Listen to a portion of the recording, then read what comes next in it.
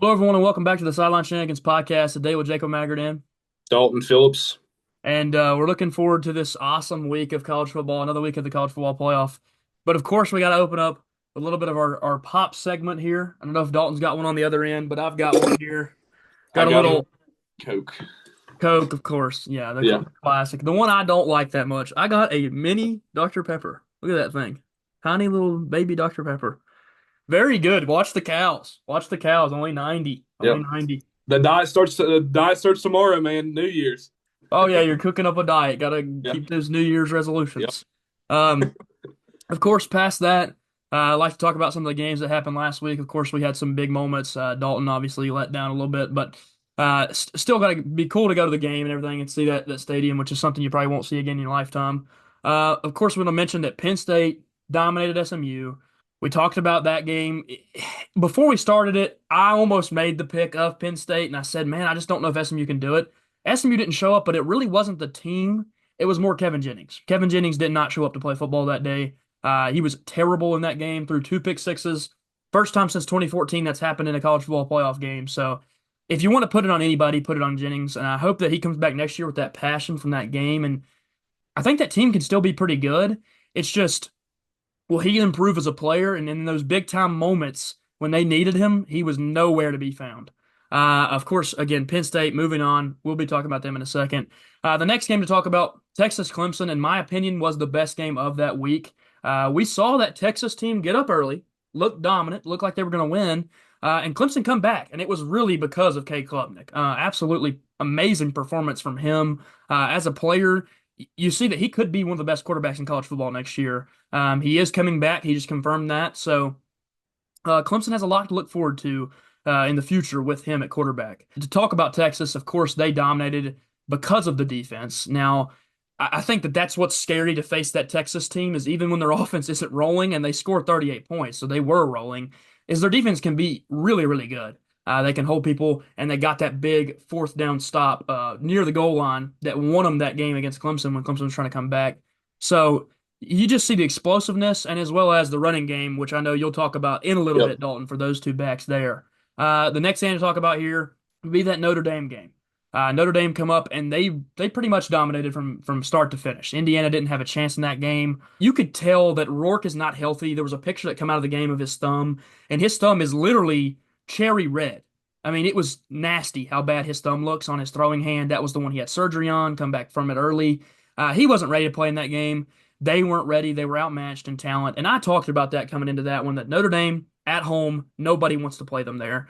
They are very, very good in that environment. They like the cold because they want to run the ball a ton. And of course, Jeremiah Love had one of the craziest touchdowns we've seen in the college football playoff format, dominating with that 98-yard carry. Last game here, the one that I know Dalton hates to talk about the most is Ohio State and Tennessee. I think Ohio State just proved that they were ready. They showed up. They were good to go from start to finish. Tennessee didn't. And I think the injuries obviously hindered them. I talked about that with you when I said, who am I picking in this game? I said, man, Tennessee is tore down. I mean, they are tore down. Their whole team is hurt. On top of that, Ohio State might be a better football team without those injuries to Tennessee. They were close before. You take away all those key players for Tennessee, and it just left and right, including Sampson, who was more of an injury that we didn't even know about coming into that one. So they really, honestly, didn't have much of a chance. They couldn't get the run game going at all. And Nico didn't look horrible in that game. I don't think he played a terrible game at all. He just didn't have any weapons. He was just throwing to guys that he hadn't thrown to this season. And that's part of that portal issue that we have now is where some of their guys that would have been good in this game to have were not here. They were off in the portal trying to get, go somewhere else so they can get more playing time next year. I think that definitely hurt them a lot. And I think that the game plan for Ohio State was perfect. They were able to do both facets of the offensive side of the ball. I mean, they dominated through the air. Will Howard played one of the best games he's played this year. He was throwing some really great balls. And I think the thing that they really proved was, hey, our passing game is literally one of the best in the country. It's legit because we have two stud receivers on the outside. Jeremiah Smith, Emeka Egbuka made insane plays in that game. So I think just overall they were outmatched. They didn't have a lot of a chance in that game, and I think they at least showed up a little bit towards the end, but it was just too late to really do anything. And Dalton, all these games, if there's anything you want to talk about there. Yeah, I'm going to talk about this Tennessee game because it's one that really hit me hard. I was there. So cold. I went there and went through the cold, our hotel was 3 miles away from the stadium. Okay, and you had to walk through State Street. I guess they're whatever their main street is that they're called down there in Buckeye Nation, I guess. And I'm walking like by all these people at the beginning of the game. I'm talking trash to them. I'm saying stuff to them like, "Well, we're about to win." Okay, well, I get to the stadium. First off, I get to see a really familiar face there, Pat McAfee. Get introduced to that guy, and I should be like, "Look at our podcast, man. You can be featured anytime." Yeah. And well, I go into the stadium. I'm feeling great. Okay, we go down 21-0. I'm like, "Oh my gosh." Well, I'm like, maybe it was something will spark. We're a second half team. Well, everything we score, and I'm like, maybe it's happening. I look at my buddy Reed, the guy I went with, and I was like, man, I'm feeling confident. We come out halftime, it was even worse. So I was like, well, I guess that's the game. We end up leaving at with 2 minutes left in the third quarter, I think, and it was just bad. I got booed out of the stadium, because we were on the Ohio State side, and those fans they're ruthless. They'll get right at you. And I'm like, dude, come on. Got drinks kicked on us, dude. It's ridiculous. If you're an Ohio State fan, I don't know what to say to you, buddy. Congratulations, I guess. Yeah, that would have been a rough environment to be in. Yeah, It obviously sucks to go down there and watch a team lose, especially like you said, because you braced the cold. It was freezing. You also took a 6-hour trip up there. Yeah, that was obviously awful for you. I hate that for you. Obviously, the four teams that were at home, those environments, they were a large part of why those teams won. I mean, every single game, the crowd played a really big part of it. I think Tennessee still had a pretty good fan base there. I mean, 30, Yeah. I think they said about 70-30, maybe even 60-40, and it just wasn't enough. I mean, Ohio State fans just once the game got rolling, it just got out of hand. Heard But I Rocky think Top at the end, though. I did hear that. I heard Rocky Top at the end. they did play Rocky Top at the end of the game. Not a good way. They also chanted SEC. Yeah. So that was an interesting thing that the Ohio State fans did. But yeah, I mean, the four best teams there did what they had to do to get the games won. I think that it's still super awesome. I love the format. I love the home games. I don't think we need to expand them more. I don't know why they keep trying to push that. I think that 12 is a good amount. And I think that the home games, again, those teams should win those games. They're the favorite, and they are at their home place. I mean, it might be easier to play in this round than to play in today's round that we're going to be speaking about because you're on a neutral site. So it's not that home field advantage. It's not that home crowd. I think that that's a big thing, and I'm glad that the home teams got to show out and show up because it's just cool for college football. The atmosphere, you don't get that in pro sports. You get that here. So that was super cool there. Now then, to move into the next part of this, I think it's important that we talk about both of the teams that we like past the college football playoff. We've seen a little bit of a scare for Tennessee. I know we've talked about it, me and you. I don't know necessarily that they should be worried that much. They just had one of the best seasons they've had, and I don't know how long. I mean, you're a fan; you can talk about it. It's been a long time. Oh yeah, we've had this. Heupel is doing fantastic. I've seen on these Tennessee pages people saying fire him. I'm like, this guy is the best coach I've ever seen in my lifetime. Because for Tennessee, at least, I've seen 5 and 7 teams. I mean, through my childhood, we had terrible teams. Like there was 1 or 2 teams that we had 10 wins with, but not I just don't remember that. Just not in my heyday, I guess you would say. And we're playing great. I think there's a few position coaches that's talking about getting rid of. I think we're getting rid of our wide receiver coach because we've had all those guys hit the portal like Squirrel White. You have all these freshman receivers that we have leaving. But I see that we're supposed to be there's hopeful to acquire Zachariah Branch. That would be fantastic. Mm-hmm. We're trying to improve in the portal. We especially need offensive linemen because we lost a lot to the draft. Lost 2 stud offensive linemen, and that's what we need to improve on quite a bit because they were struggling in the Ohio State game also. Yeah, I think that was obviously a weakness. You saw that there. Nico did have a lot of pressure on him in that game. I think that they can improve there. That's a round that you can bring guys in and make a big difference. And the portal is good for that, to find veterans in those positions. I think, like you said, the receivers, they have to bring in some guys because they lost their 5-star freshman that committed last year. That was really a scare. To me, that was the move that was like, something's happening. Because you can lose older guys that want more playing time, and that's going to happen. It happens to every single team in the sport. Even the teams that win the national championship lose players. The scary thing was when they lost a 5-star freshman from last year's class because he was almost guaranteed playing time. Yeah. And he would have played. Yeah, he would have played because we lost a lot. Yeah, and that's scary. And I think that there is a right to be a little bit afraid. But again, you have a good coach there that is going to get you wins with the roster that he has. And on top of that, I think they will recruit well still. Again, they're going to have the attractiveness of being in the SEC. That's going to be more money for them to be able to use on some players that they need here and there to fix positions.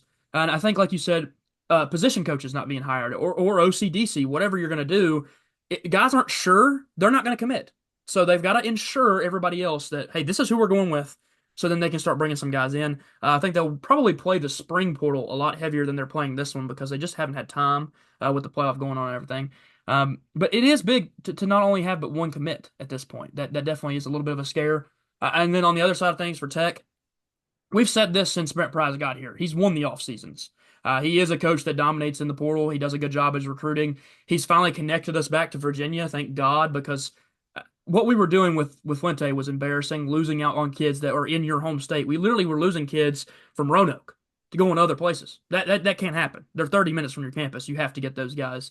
And luckily, he's really connected the state of Virginia back. I mean, a lot of our transfers have come from Virginia, even one of your own from Tennessee. Peyton Lewis. Yep. Peyton Lewis, stud. Going to be a starting running back next year. Came from Salem. But we got Cameron Seldon from y'all. I think that was a big addition. He was a guy that was the number one player in the class in the state of Virginia. And that addition is massive. I mean, that's a guy that can play some receiver. I don't think he was being used in the way he wanted to be used at Tennessee, and I think that's why he left. But again, a 6'2", 200-pound guy can play some receiver. I think that I'm glad to get him. I think it's big. And Matt Moore, that was a home run hire on the offensive line. You're hiring a guy that used to be very good at West Virginia. Now, he was just there. They've had the coaching changes, of course, so he's gone from there. He was open to go, and that was the best hire I think we could have made on the offensive line. You've added some guys from West Virginia that had a pretty good offensive line the last 2 years. They were actually nominated for the Best Offensive Line Award 2 years ago. He was up for the Broyles Award, which is the best assistant coach in college football. So that's a home run hire to me, but the thing you have to do is you have to find your DC. We have a big opening there. We haven't had a lot of transfer commits on the defensive side, and we've had a ton of safeties and DBs because we're losing a lot of that. We have to replace that. But we haven't had some D linemen, edge rushers, those kinds of things that a DC is going to have to come in before we get them. So that'll be interesting to see what they do on that side. But I'm really loving what Tech's doing in the portal. They've played it really well. They've added some really big additions that will be better than what we had, and hopefully the offensive line, because that's the biggest issue at Tech right now, is their offensive line was atrocious last year. They've added some big name guys there. To talk about college football, where it stands right now, jumping into our games, the first one we have here is a big time game. It is Penn State, Boise State. And even though that Boise is the higher seed, they're obviously the massive underdog here. Almost a 2-touchdown underdog at 11.5 points. The big story of this game will be, can Ashton Jeanty get himself going against a very good Penn State defense? And if he does, can Penn State keep answering back on offense? Because this Boise team does have a very underrated defense. They have one of the best pass rushes in the entire country. They will get after Aller. If he's not, able to move back there, which he did well last week, he'll get taken down a lot, and that could change this game completely with that obvious, attack of Jeanty and a good defense. You look at stats here. Drew Aller at Penn State, one of the best quarterbacks left in this playoff. He has performed at a different level compared to last year. Big-time improvements from him, a guy that would have been drafted if he wanted to go to the draft this year. He's coming back. Big addition for them next season. 3,000-yard passer, 21 touchdowns, 7 interceptions on the year. But, of course, he played really good last week. He did everything he had to do to get a big-time win for them, and they dominated. He didn't have to play the whole game. He got to sit out on the sideline for a little while. So he got a rest coming into this one, and it's really scary to play this team because they are hot right now. On the other side for Boise, we've talked about it all year. Madsen does his job. That's all he does. He does not turn the ball over. He rarely really makes mistakes. He can run well. He does a lot of that, extra part of the game just to keep his team in the game and let Boise go to Jeanty, because Jeanty is it. He's the guy. Obviously, Dalton, if you want to talk about the rushing attack for these two teams, very good on both sides of the ball. Yeah, I'm going to start with Penn State. Penn State's got two outstanding running backs, two NFL caliber running backs there. Nick Singleton and Katron Allen, they're both studs. Last week, they combined for 160 yards together. Big reason why they won against SMU. And averaging 6.4 yards a carry by both backs last game. And these guys are going to be very important, but not as important as the other guy on the other side of the ball, because he's what wins the Boise State ball games. Ashton Jeanty is the best running back in college football, the best player in college football. I mean, there's no doubt about it. He's on pace to beat he's about to beat Barry's record. Nobody thought that was going to be topped. I understand it's in a playoff, but still, he's still there. Yeah, he can do it. That's insane to me. He has 29 touchdowns. That's unheard of. I mean, only a couple guys above him on that. And I'm just impressed. I think that if they win a ball game, it will be because of that guy. Yeah, and they have to establish him early. They have Yeah. to get him going early. But also, like I said, Matson's a big part of this game because if Genty doesn't get going like a a record-setting level where he's rushing for 200 and some yards, Matson can be important. He can run well, so they can use that as kind of a disguise. Use Genty as almost a trick and go with Matson out of the backfield. But also, he just has to be the same guy he's been all year. Don't turn the ball over. Keep possession of the ball. If you lose possession of the ball by giving it to Penn State, they will beat you in this game. So just be safe with the ball. And yes, I expect Genty to break that record this week. He's the guy. He's going to do it. He's gonna be crazy in this game. It's just going to be, is it enough? Because they don't have all that Penn State has on the other side. You look at the receiving game for these two teams. Camper has been amazing for Boise, and they've also got contributions across the board. Lauder at tight end is also very, very good. They go to a lot of guys. Genty can catch passes. He's also very good out of the backfield. Get it to him on a couple screens, some short routes when they need it. And overall, the passing attack for them isn't bad. It's just not near as good as what Penn State's got going for them in Tyler Warren. This guy is unbelievable. Again, we mention it every week. He took a bunch of Wildcat snaps against SMU and was running all over them. He's different. He's just a different kind of tight end. You don't see these kinds of guys very often in college football. 92 catches, 1,000 yards, 6 touchdowns. He will be the guy in this game for them. Genty, obviously the star for Boise. Warren, the star for Penn State. I expect to see him go off in this one. It'll just be who can contain which star player better. And then again, you look at the defenses. I mentioned how Boise does have one of the better pass rushes in the country. Penn State's a freakishly athletic team. They're very good, and they got after SMU big time. And those linebackers at Penn State were making play after play in that game. If they want to beat Genty, the linebackers are the guys that will have to do it. They'll have to fill the gaps. They'll have to meet him in the hole, because if they don't, Ashton Genty will break tackles and Ashton Genty will go crazy. So we'll see which one contains who better. I'm going to make a pick in this game. Obviously, in my heart, you know who I want to pick. I want to pick Boise State. I want Genty to make this Cinderella run, as we mentioned in the college basketball format. I just don't think it happens. I think that Penn State, they've got Aller hot. They've got a good rushing attack. They have an amazing defense. They're just probably one of the hottest teams in the playoff right now. I don't see Boise being able to do it. I do think it will be a close game. There's a lot of people saying this is going to be a blowout. I think Genty will have a great game and keep it close. I'm just going to take Penn State by, maybe a touchdown or a touchdown and a field goal, but I think Penn State will get this one done. Yeah, I'm going to agree with you there. I just don't think I think they're not going to cover the spread though. I think this is going to be a very close game here. Yep. If you're a betting guy, I think you bet against the spread here because I feel like Genty will keep him in the ball game. I just don't think he's just enough. I think he's 1 or 2 touchdowns. I think a touchdown short, honestly. Yeah, I agree. And the good thing you mentioned about the spread there at 11.5, even if they score and beat them by a touchdown and a field goal, you'd still win that bet with Boise in the points. Next game here, Texas playing against Arizona State. Obviously, the first game for Arizona State in these playoffs. They have a stud, just like we talked about with Boise, in that backfield that's dirty. You'll talk about him in just a second. And the big thing for Texas will be, can they keep that offense rolling? Can they keep scoring points? Can Ewers look like the Ewers that played last week? Because he looked really good last week. And, of course, their rushing attack is also dominant as well. I think this thing that's scary for Arizona State in this game is that really athletic Texas defense, very good at stopping the run. We look at the two quarterbacks in this situation.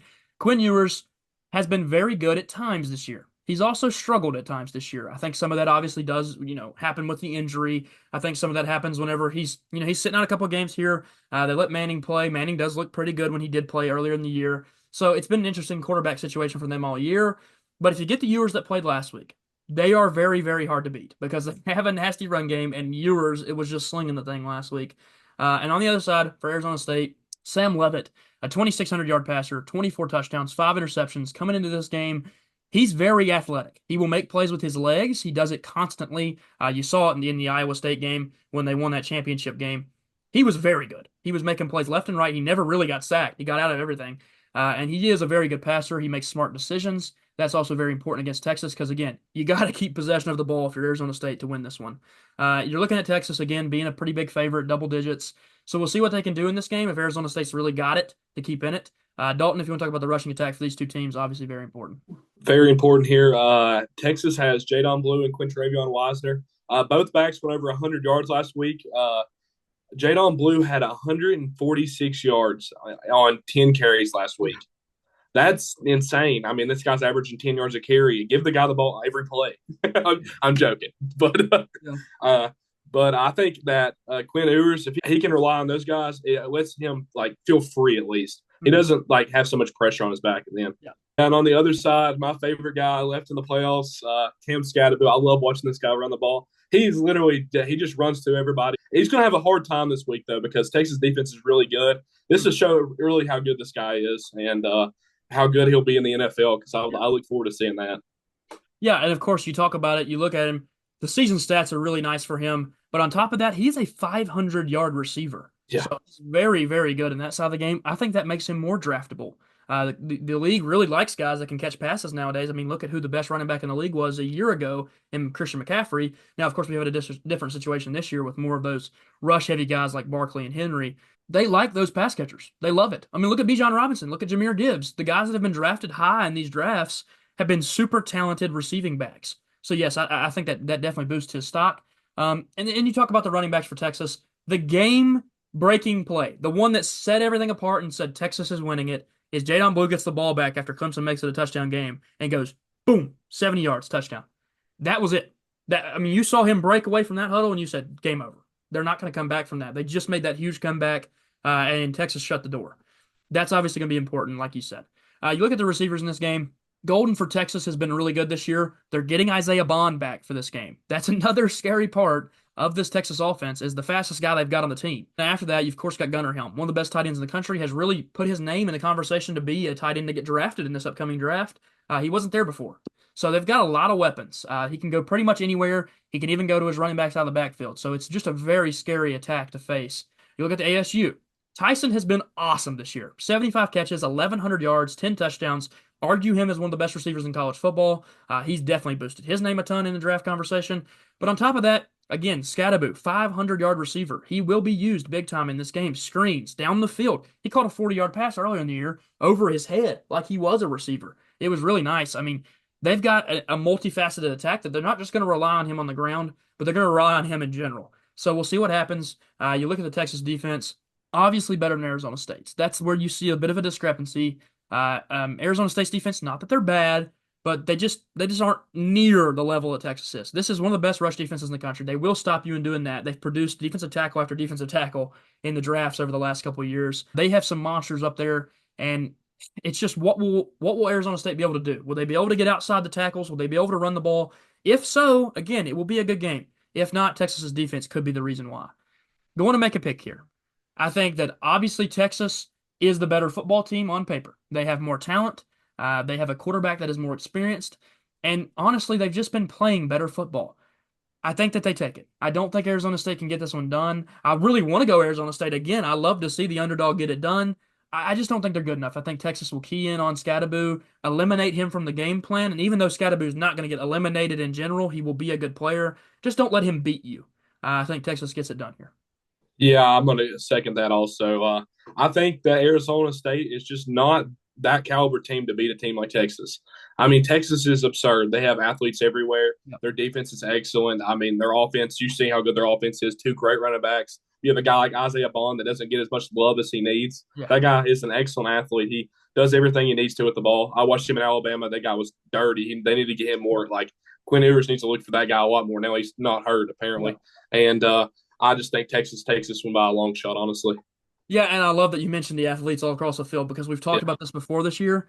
They could lose a player at any position and replace him with another player that is just as good. Even quarterback. You have an excellent quarterback at that backup. We're talking about a guy like Bond coming back who's done nothing in this passing attack, and there was arguments that he was the best receiver in college football for the season. Yeah. So it is it's crazy how much talent they have on this team. Next game here, Ohio State, Oregon. A rematch of a game earlier in the year that was an instant classic, and you saw one mistake from Howard not sliding down early enough, and that's what changed that game. Ohio State was in field goal range, just didn't have the time. And you look at Oregon. This offense is ridiculous. It's one of the best in the country. They have a 1,000-yard rusher. They have multiple receivers that will be going to the league. They have a stud tight end. They have one of the best quarterbacks. How do you stop them? That's going to be the question that Ohio State's asked, and what are they going to do to do it? You look at the two quarterbacks in this situation. Will Howard just played his best game he's played in a long time. He goes 3,100 yards, 29 touchdowns on the season. But that game last week, he looked like the kind of guy that can beat anybody in the playoffs. He was throwing dime after dime, dropping them in the bucket to a couple stud receivers. If they get that guy, Oregon better be watching out for it because he is scary good when he's doing that. And he can run, he can take off, make plays. And it's just scary to face the guy when he's hot. You look at, of course, Oregon's quarterback, Dylan Gabriel, a guy that was considered for the Heisman. Not a year where a quarterback should have won it, but he was still really good. 3,500 yards, 28 touchdowns. We haven't seen them play yet in this playoff. It'll be interesting to see, do they come out hot, or does that little break slow them down just a little bit? And Ohio State coming off probably the best game performance of anybody in the round before. I think Gabriel can be a difference maker with his super high completion percentage, and he doesn't turn the ball over a lot. So we'll see what happens. The two quarterbacks obviously really good in this game here. And Dalton, if you want to talk about the running attack. Very important here also. Ohio State has two NFL caliber running backs. I say it again. This playoff is full of insanely good running backs. Quinshon Judkins and Trevion Henderson. I mean, both guys are absolute studs. I watched them. These guys are excellent with the ball, and that goes along with your receivers. Those two just are perfect. Like they just set up each other up perfect. And on the other side, you have Jordan James. I talked about him all year. He's the backbone of this team. He's the guy that he gets overshadowed by all this talent on this Oregon team. But if you're struggling, you can feed the guy the ball, and he's going to get you a first down because this guy's a 1,300-yard rusher almost, and he's excellent with the ball. I like watching him run the ball. Yeah, and that's basically him averaging 100 yards a game. So even with this crazy passing attack, he's sitting there giving you 100 every week on the ground. He is very important. You're 100% right. It will be important to see if they can get him going early so that they can open up the passing attack because Jordan James is obviously a difference maker. You talk about the two running backs at Ohio State. These are probably two top 5 guys in this upcoming NFL draft, and they have both of them on the one team. So, yes, I mean, very, very talented there. They can catch passes. They will do that in this game for sure. They'll be out there getting passes caught, and of course, the rushing attack is obviously deadly. You look at the receiving attack for these two teams. This is obviously the matchup of probably the two best receiving attacks in the entire country. We're talking about an Ohio State team that, when they're going, I don't know how you stop them. They have Jeremiah Smith on one side. They have Emeka Egbuka on the other. Jeremiah Smith could go play in the NFL today if he wanted to. He can't because of rules and restrictions. So that's scary because he'll be back for 2 more years for this team. And, of course, Emeka Egbuka will be going to the NFL draft, will be a first or second round pick. Very talented. And behind that, they've got talent as well. So it's not like they're just limited to the top 2 guys in passing attack. On the other side, for Oregon, we're talking about, again, 2 guys that will be getting drafted. Tez Johnson, Evan Stewart. They're all over the place on this team, though. They have Trayshawn Holden. It's just really deep. And, again, they have tight ends, multiple of them, that they can go to at situations. That's the one area that maybe Ohio State's a little bit weaker. They don't have an amazing tight end in that system. And then, of course, you talk about the defenses. This Ohio State defense has one of the best players in the entire country in Caleb Downs. He will be a difference maker. Will he read the eyes of Gabriel? Will he force a turnover? He will do something in this game that makes you see Caleb Downs and how good he is. Of course, and then Oregon. They've not had an unbelievable defense, but they've had a defense that will make plays. There's multiple playmakers on that roster that do things when it matters most. Of course, I think that some big play will happen. It's just which defense will get it. Which one will get that forced fumble? Which one will get that interception? Who could score a defensive touchdown? That may be the slight difference in the game is what defense makes the big play. Going to make a pick here. Dalton, I'll let you lead us. Yeah, I want to go with Oregon here because I really hate them Ohio State fans after that disappointing loss at over there at the Shoe. But I have to go Ohio State because they played so good against Tennessee. Mm-hmm. If they continue that, I don't think there's any way Oregon stops them. I think they might beat Oregon by 2 touchdowns, honestly. Yeah, the way Ohio State played last week, it was very difficult to have a chance in that game. I mean, Tennessee, again, we talked about all the injuries and stuff, but even if they weren't injured. We still have a great defense, even with injuries. Their defense is excellent, and they played great against it. And they scored 42 points. Yeah. And Will Howard was absolutely cooking. But I'm looking at the other side of it, and I'm saying Oregon played them once this year. Oregon saw that attack. Oregon said, we can stop that. We've done it before. I'm taking Oregon. This is, to me, the best game of the play. This could be the best game of the whole playoffs, actually. This potentially could be. This Oregon team is phenomenal. I've just watched them dominate all year and get the wins when it mattered most. They've just had that little edge of just, we got to get it done. We got to do this. So I'm going to take Oregon in this one, but again, super close. This could be a 3-point game, 7-point game. It will come down to a final drive. Who's ready to get it done? Who shows up? Give me Oregon in this one. Next game here, this is our last game of the college football slate. Obviously going to be a really good game as well. The big talking point in this one, Carson Beck. He's not playing in this game, just had surgery on his UCL. So honestly, that probably tanks his draft stock as well, which he just entered into the NFL draft. It's going to be Gunnar Stockton, and he gave him a good couple of quarters at the end of the game for the SEC championship game. But I just don't know if he's ready for this yet. He can be. He played well, but It's just going to be scary. Also, he obviously took the big hit at the end of that game and looked like he was concussed. I mean, he was literally wobbling walking off the field. It's going to be an interesting situation to watch in this one. Obviously, the biggest difference in this game is Notre Dame comes in healthy, Georgia doesn't. And you look at the quarterbacks in this game. Again, Riley Leonard, 2,200-yard passer, 17 touchdowns through the air, 6 interceptions. Doesn't really matter. What he's going to do is on the ground. He's going to rush like crazy. He's going to score his touchdowns there. He's going to be dominant on that part of the game. It's just, will Georgia be able to contain it? Because if they do, becomes a much easier team to stop. They're kind of that, two-headed snake, that attack of him and Love in the backfield. Will they be able to control that? Gunnar Stockton, you look at him, you say, well, his first test was Texas. He didn't have to throw it a ton. They ran the ball well. He just did his job. Didn't turn the ball over. Played a decent football game. He's now facing a Notre Dame defense that might be the hottest in the country. This is a defense that has absolutely shut down every single team they've played since the NIU game, and they're very, very good. They're probably the most athletic defense in the country as well. We'll see how he handles that whole thing, because this is his first big-time start in college football. Dalton, if you talk about the rushing attack, obviously going to play a huge part. Yep. Georgia is I've been struggling with Etienne and with injuries. I loved watching that guy play at Florida, and he's just not able to do everything he wanted to. He did at Florida and Georgia. But Nate Frazier has filled that role great. Nate Frazier runs the ball very good. Yep. I'd like to see him with a few more carries than he's got because, especially with Carson Beck out, I imagine he'll get quite a few carries this game. And then on the other side of the ball, maybe he's definitely, I think, the best athlete on the field. You've seen it in the 98-yard touchdown run. This guy can just do everything he wants with the ball. And he will jump over you. He'll run past you. He'll juke you out. He'll do everything. This guy could be competing in the Olympics right now. He's just so fast. I was looking at, he ran a 10-1 in high school, keep in mind, 100 meter. Yeah. That equivalates to like a 9-3 100-yard run. That is ridiculous. Imagine a guy that can run, that's less than a yard a second, or 10 yards a second. That is insane to me. Like, just that kind of speed just doesn't come often, and this guy is just an excellent ball player. And like I said, the freakish athleticism of this team is really crazy. The quarterback's an unbelievable athlete. Yeah. Jeremiah Love, like you said, one of the best athletes in the country. He literally jumps over people. He's done it a couple times this year. Yep. Cleans them. He don't even get touched by them. He just jumps clean over them. You look at the receivers for this game. You talk about Bo Collins at Notre Dame. He's their star. That's what they have to go to. He's not the best receiver in the country by any means, but he does his job. They also will go to Jeremiah Love. He'll catch passes. He'll make plays there. But again, the story for them is more about that ground attack. On the other side, for Georgia, Gunnar Stockton's got to find his guys. And I think the easiest thing for him to do would go to his tight ends. Go to those superstar tight ends that you have. I mean, we saw what Delp can do when he's having a good game. And they've got other guys. I mean, Lucky's awesome as well. And then you look at the receivers. They have some guys that can make plays for him as long as he's getting the ball. And even Etienne out of the backfield, if healthy, he has played a little bit more here recently. He can catch passes. His brother's great at it. So we'll see what he can do there. And I like that you mentioned Nate Frazier. He's the biggest thing in this game to me is how does Nate Frazier play? Because if Georgia can't rely on the rushing attack and they have to rely on a quarterback that hasn't played college football in a big-time game, it's not going to go well for them.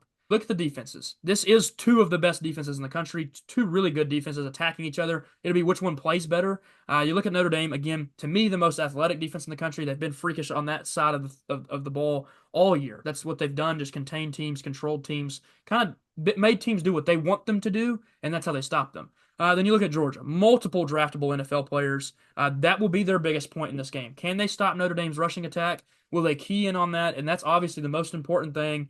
Play your game and don't let Notre Dame run all over you. Because if they do, I don't see how you can control the game. I don't see how you can stay in it. Go on and make a pick here. Dalton, again, I'll let you lead us on this one. Yeah, I think Georgia all the way. SEC, and call me SEC biased, but I think that I think Georgia's taking this one. Notre Dame is played excellent last week, but I think that Indiana team was kind of a fraudulent team. I know Curtis Rourke was a stud, but still. I think a lot of that has to do with that Indiana team coming in there and not being ready for that kind of game. They haven't been there. They won more games this year than they won the last 4. So it's not been that kind of thing for them. They haven't played in those situations. And I think that team will keep getting better as time goes on because Cignetti is such a good coach. And also you mentioned with Georgia, the talent is there. The team is there. Yep. It's that quarterback situation that scares me off of them. I'm going Notre Dame. I think that if anybody in the lower seeded teams can push for a championship, it's either them or Ohio State. I'm taking Notre Dame. I just think that their defense will be good enough in this game. I think that they'll be able to control the rushing attack enough to not let Gunnar Stockton beat them. And I think Carson Beck healthy Georgia might get it done here just because of his veteran experience. Not because he's that much better than Stockton, because this year he hasn't looked amazing, but just the veteran experience. He's been here, he's seen these big time games, he knows what to do in those kinds of games to get a win. I think Stockton probably won't know how to do that. He just hasn't had to manage it. And I'm going to take Notre Dame here. I think they'll get it done. I think it'll be probably a low scoring game, pretty close game. It'll come down to defenses. And I just like that Notre Dame defense and Jeremiah Love. Thank you guys so much for joining us this week. Of course, another super awesome college football week. Honestly, just keeps getting better because we're getting down to it. Who's going to be the national champion? I think this week will be a little bit better for the games in general. I think we'll have some closer matchups. Also, it's just super fun to watch some of the players playing here. I mean, Jeanty, it's hard not to love watching Ashton Jeanty. Cam Skattebo, another guy that's super fun to watch. Jeremiah Smith up at Ohio State. There's just some freaks all over the field, and I'm really excited to see those guys play. Of course, we talk about last week's games, and although it didn't go the way you wanted it to go, that team is in the right direction. Same with Tech. I do feel that we're in the right direction right now. I think that Pry's good at recruiting. We got to fix some of the issues in game, some clock management things and stuff, but those are fixable things. And I really like the direction that both programs are going in general. I think it's good for both of them. Other than that, Dalton, if you have anything you want to add. Yeah, I was disappointed in the game, but I was also happy we were there. I mean, Yeah. we haven't been in the playoffs yet, and I was glad to say I got to attend the first Tennessee playoff game. I enjoyed every bit of it, even though we lost. It was just the atmosphere was actually very like warming at first, and then it was just it was terrifying, honestly. But I still loved it. It was a great experience, and go Vols. Yeah, like I said, something you might not ever get. You Yeah. might not ever get that kind of experience again. It was obviously super cool for you. Yeah. And I'm hoping someday Tech will be there. I mean, again, Maybe Tech Tennessee one day. hey, the ACC is winnable. The ACC is winnable. Other than that, I think again, so much for joining us, guys. I thank you so much for that. Of course, we do look forward to some college basketball. We'll get more into that when we have no college football because it just will be a lot easier to cover that. Also, when we get out of this break and we have more, more of a setup, more of a, we're not almost with family a lot this week, of course, Christmas and everything. So that's why we missed the recap. So when we got more open schedule outside of this, we'll probably get some more stuff out and some more videos for everybody to enjoy. Oh, and also Happy New Year's, everyone. Yes, Happy New Year's. It will be coming up after today. Obviously, New Year's Day. It's one of all the big time games other than the one that we're getting this evening. So obviously, really excited for that. So again, thank you guys so much for joining us, and peace. Peace.